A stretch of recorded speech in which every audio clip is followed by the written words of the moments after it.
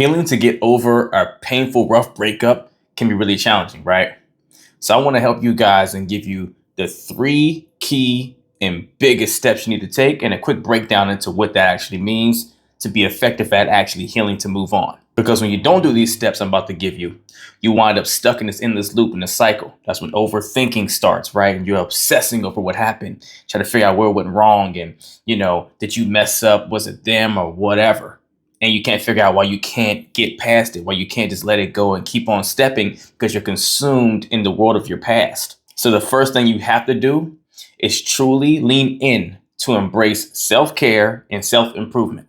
That means you have to dedicate yourself to doing activities that nurtures your physical, mental, and emotional well-being. So physical, you have to maintain some regular type of exercise. You don't have to be killing it in the gym, but get out, go for walks. Do something that gets your body moving and giving it motion to feed it the energy that it needs, right? Because when you're going through a breakup, you want to be depressed and you want to sit and just wallow in your pain, right? But when you do that, you're starting to channel yourself on a frequency that is not serving you. Get out there, start doing something active.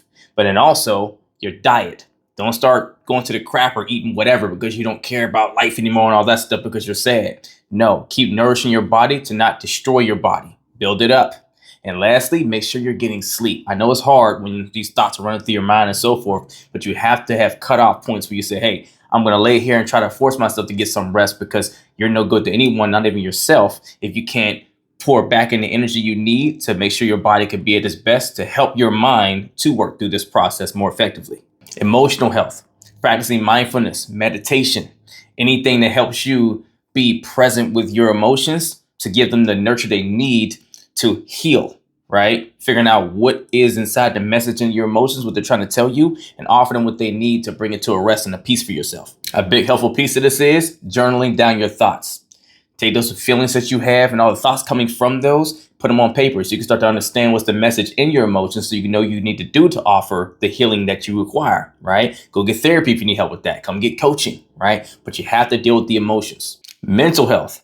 That means pursuing your hobbies, interests, things that gets your mind on stuff that's productive and not wallowing in stuff that is destructive. Because the more you focus on things that build you up, the more you can be fulfilled and get back to being happy again. And the more you do this, you become more inspired to look towards the things that are hopeful to you versus the things that you're fearful of and that feel like pain to you. More pleasure, less pain. And this step is so important because prioritizing your self-care helps rebuild your self-esteem and self-confidence. That's a foundation you need for moving forward.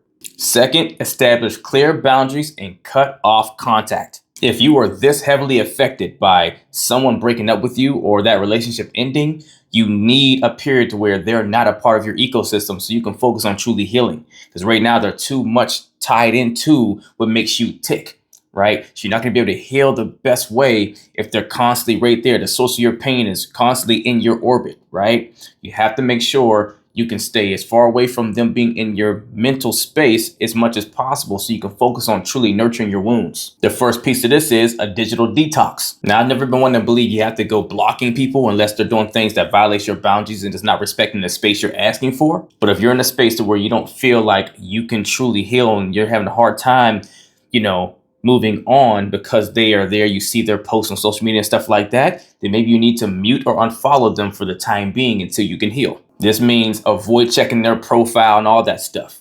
And the more things you can do to create that separation from yourself to give yourself that, desire or that itch to even do it, the better.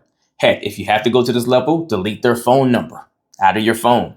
Anything you can do to make sure you don't break your no contact rule and ruin your healing process. Physical boundaries. Spend less time going to places that you might be more likely to run into your ex. And make sure, if you haven't already, make sure you set an actual boundary to your ex. Hey, just in case you plan to reach out or whatever the case is, please do not. Please respect my space and my time right now. And then emotional boundaries, which means preventing yourself. Give yourself a rule that you're not allowed to start reminiscing about them.